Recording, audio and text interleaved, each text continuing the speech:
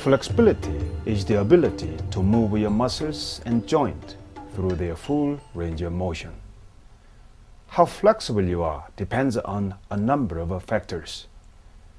Some you can change, such as frequency and intensity of stretching, choosing the right exercises and executing them correctly, increasing strength with flexibility and overall conditioning.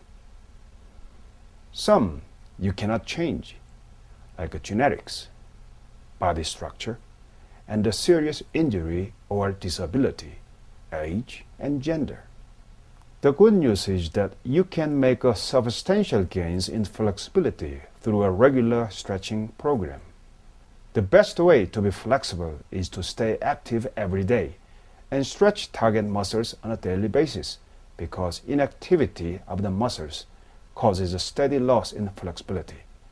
So stretching is not something you can do for 6 months and then forget about.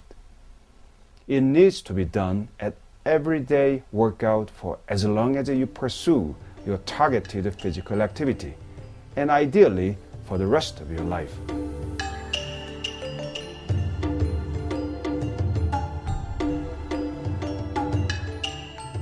Thanks to something called the stretch shortening cycle, your body has the ability to briefly store and utilize the tension created by a rapid muscle stretch. The stretch shortening cycle is just like an elastic band. When you stretch the elastic, it becomes tense and ready to snap back with force when released. The more pliable the elastic and the farther you can stretch it, the more force it will generate when released. In your muscles, the process is a little bit more complex, though the principles are the same. When a muscle lengthens rapidly, it stores a reserve of a potential kinetic energy, which can then be delivered much more effectively and with less expenditure of effort. So, your increased flexibility will definitely contribute to the speed and power of your targeted activities.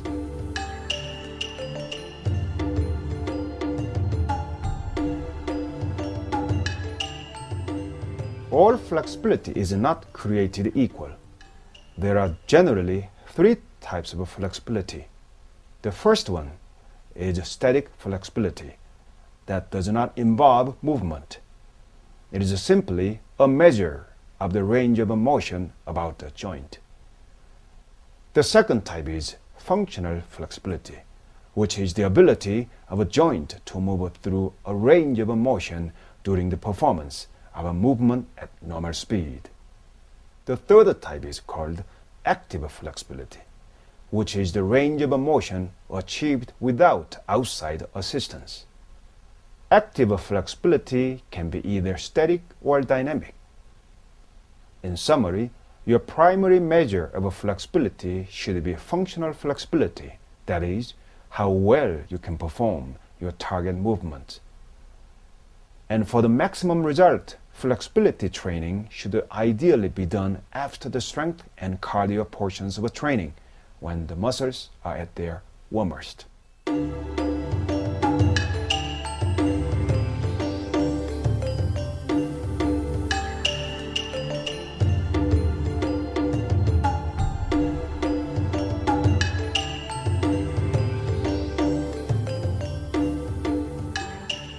There are 4 functional motions that the body makes: linear, circular, twisting, and shaking.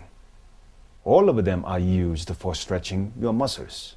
For optimal result, you should pay attention to your posture, body mechanics, and your movement.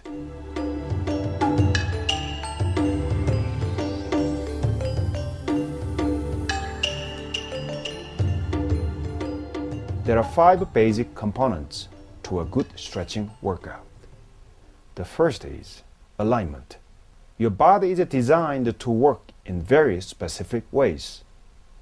When stretching, following your body's ideal natural motion is essential.